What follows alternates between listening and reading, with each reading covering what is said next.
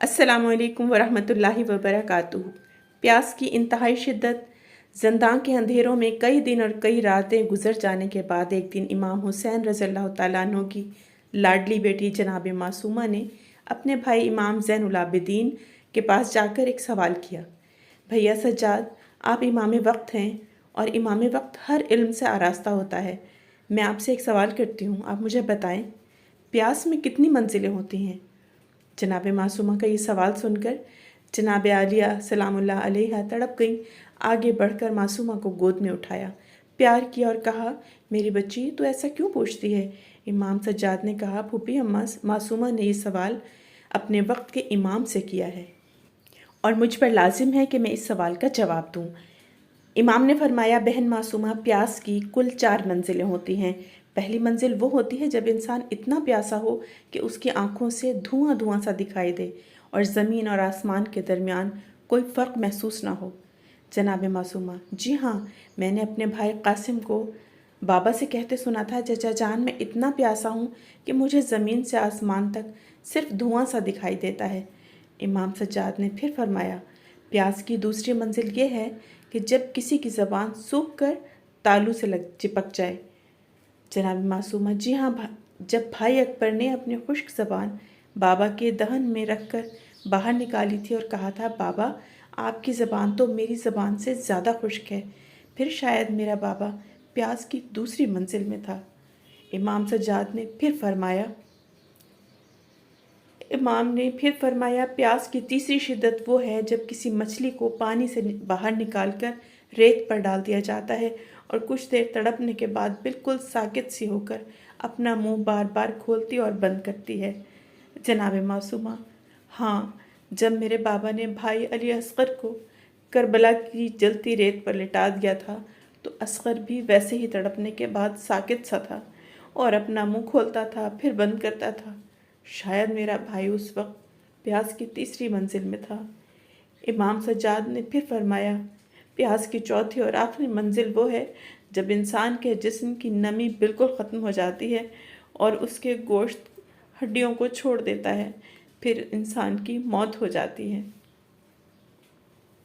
इतना सुनकर जनाब मासूमा ने अपने हाथों को इमाम सज्जाद अलैहिस्सलाम के आगे किया और कहा, भाई सज्जाद, मैं शायद प्यास की आखिरी मंजिल में हूँ।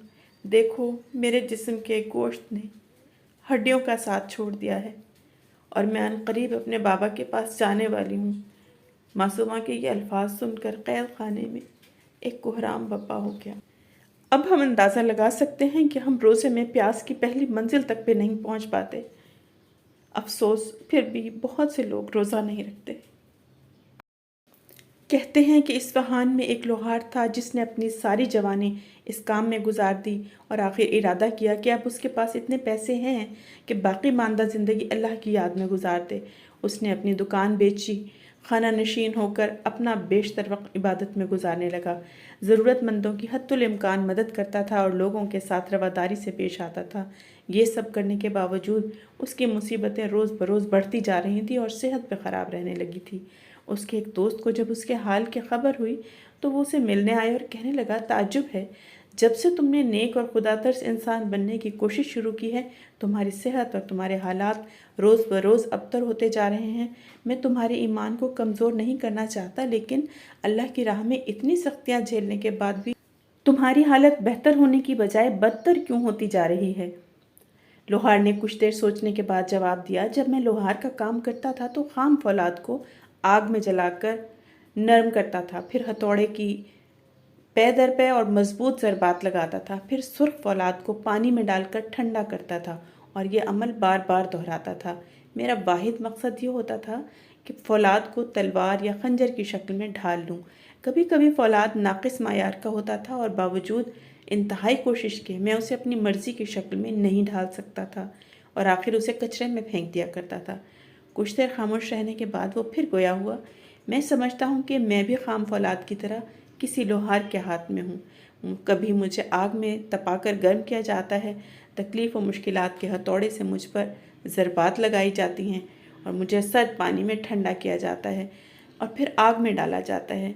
ये सब मैं दिल से कबूल कर चुका हूँ। अल्लाह से बस ये दुआ है कि मुझे नाक़िस मायार का فولاد نہ سمجھے، تلوار اور خنجر اگر نہ بن سکوں تو جتنی مرضی دیر لگے، جس رنگ میں چاہے مجھے ڈھال دے، جتنی مرتبہ چاہے مجھے آگ اور پانی سے گزار کر مجھ پر شدید ضربیں لگائے، لیکن کبھی مایوس ہو کر مجھے کچرے میں نہ ڈالے۔ سبحان اللہ۔